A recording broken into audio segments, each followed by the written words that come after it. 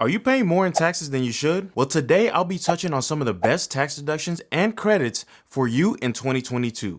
So don't miss this segment. Now, first off, guys, this is just to give you an idea of what's out there. You should always try to speak with your tax person, whoever that is, for more information.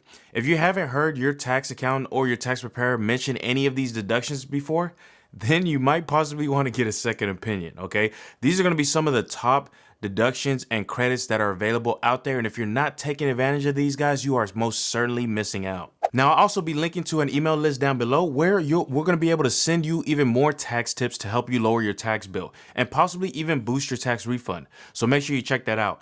My hope is that I can send you a bunch of tips and you can then refer this information over to your tax preparer and they can possibly help you be able to get a lower tax bill or even a bigger refund. So let's jump into it. Now, the first one's going to be the child tax credit. The child tax credit helps families with qualifying children get a tax break. Now, the tax break is about $2,000 per dependent that is 16 years or younger.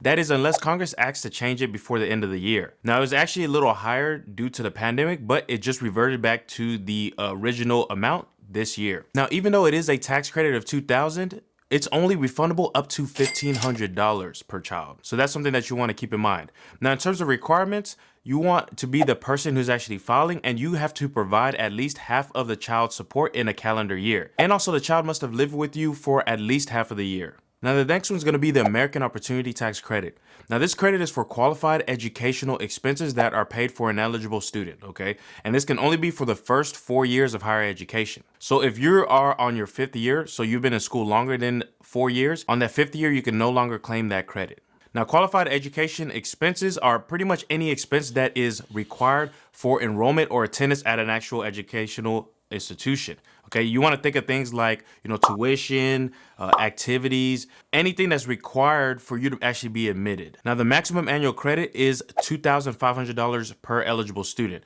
but only $1,000 is actually refundable. Now, the next one is the Earned Income Tax Credit. Guys, this is the most popular tax credit right here, okay? When you hear people, say that they're getting those really large tax refunds, it's literally because of this credit right here. Okay, the EITC is a tax benefit that's literally designed to help low and moderate income working people. Now, this credit is calculated by looking at your income, the amount of children you have, and your marital status.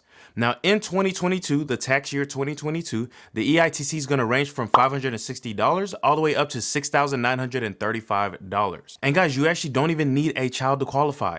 If you don't have a child, but you still qualify based off of your income and your marital status, you can still get at minimum $560. So this is definitely something that you want to look into whether you have a child or not. Now, if you're interested in more tax information from us, check out the link in the description below for more information.